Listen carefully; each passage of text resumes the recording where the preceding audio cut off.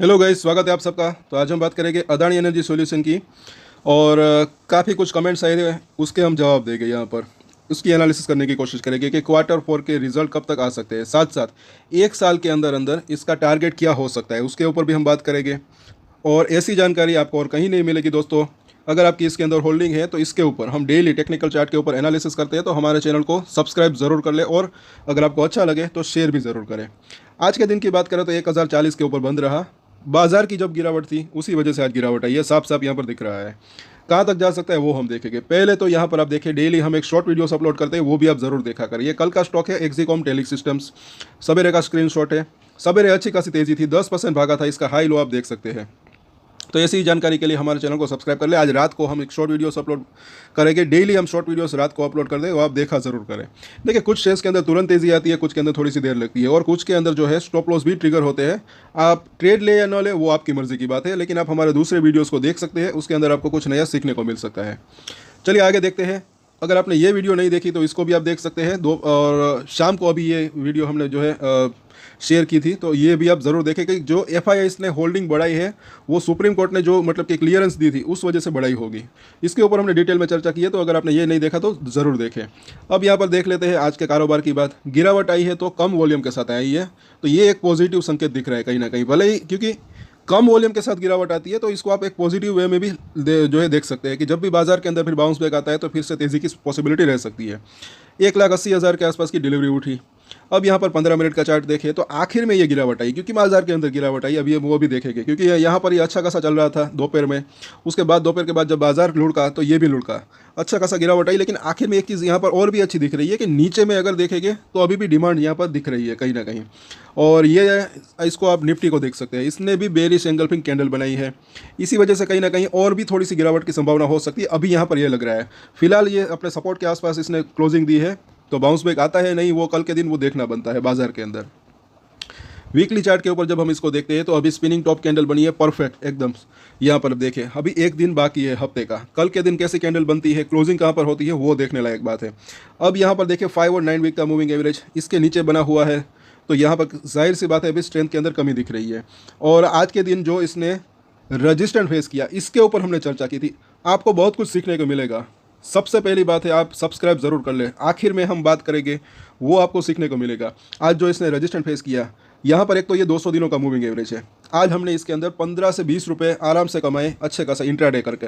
और इंट्राडे से भी ज़्यादा अच्छा होता है पोजिशनल ट्रेड 5 से 15 दिन का, मतलब कि शॉर्ट टर्म ट्रेडर्स जो होते हैं छोटे छोटे ट्रेड लेकर भी अच्छा खासा मुनाफा कमाया जा सकता है, ऐसा मुझे लग रहा है।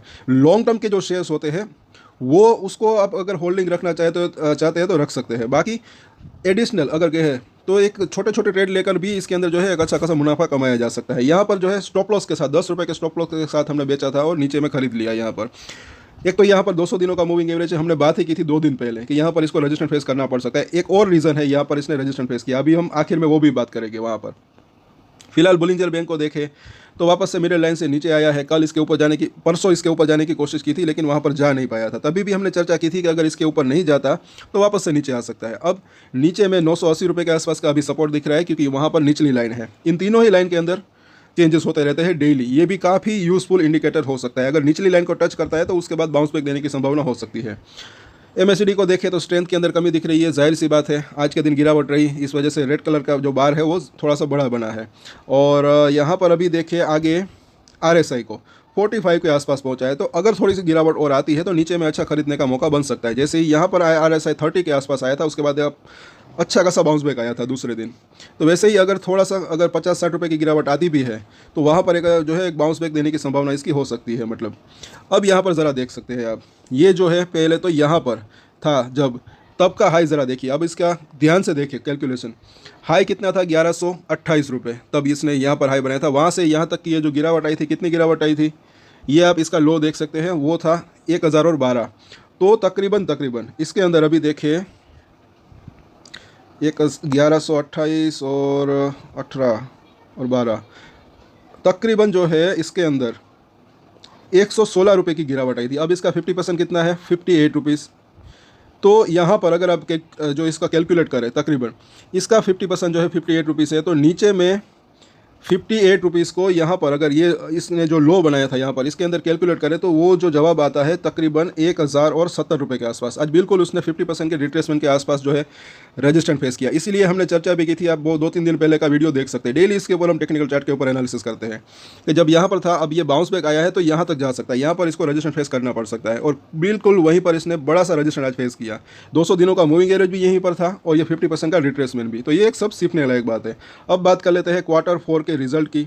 तो मुझे ऐसा लग रहा है कि देखिए, इस महीने अप्रैल 25 से लेकर 30 अप्रैल के बीच में जो है इसके Q4 के रिजल्ट आ सकते हैं। हमने काफ़ी एनालिसिस की, उसके बाद जो है मुझे ऐसा लग रहा है कि ये तारीख हो सकती है, मतलब कि इसी महीने के एंड में 1-2 दिन ऊपर नीचे रह सकते हैं। हो सकता है कि 1 या 2 मई को भी आए, लेकिन मुझे ऐसा लग रहा है ज़्यादातर जो है ये 25 से 30 अप्रैल के बीच में इसके Q4 के रिजल्ट आ सकते हैं, और वो रिजल्ट अच्छे भी आ सकते हैं, बाज़ार को भी पता है। अब यहाँ पर 1 साल की बात करें, क्योंकि कई लोग वो भी कमेंट करते हैं कि साल भर का इसका टारगेट कितना हो सकता है।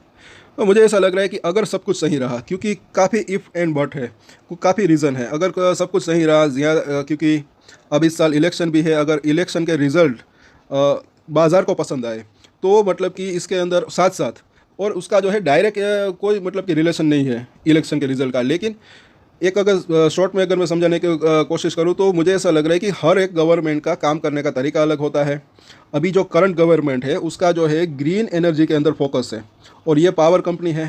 तो अगर ये गवर्नमेंट आती है तो इसको मतलब कि इसके शेयर के अंदर मतलब कि तेज़ी देखने को मिल सकती है, क्योंकि ग्रीन एनर्जी के ऊपर अच्छा खासा फोकस है, और ग्रीन एनर्जी का जो है वो पावर बिजनेस के अंदर ही, ये कंपनी पावर बिजनेस के अंदर ही है, तो इसको फ़ायदा हो सकता है उस हिसाब से अगर देखें तो। एक तो ये इलेक्शन की रिजल्ट की बात हो गई, साथ साथ अब दूसरा अगर देखें तो फंडामेंटल Q4 के रिज़ल्ट और आने वाले जो है इसके रिज़ल्ट, मतलब कि आने वाले साल के जो रिज़ल्ट है वो अच्छे आ सकते हैं। फंडामेंटल इसके काफ़ी स्ट्रॉन्ग दिख रहे हैं।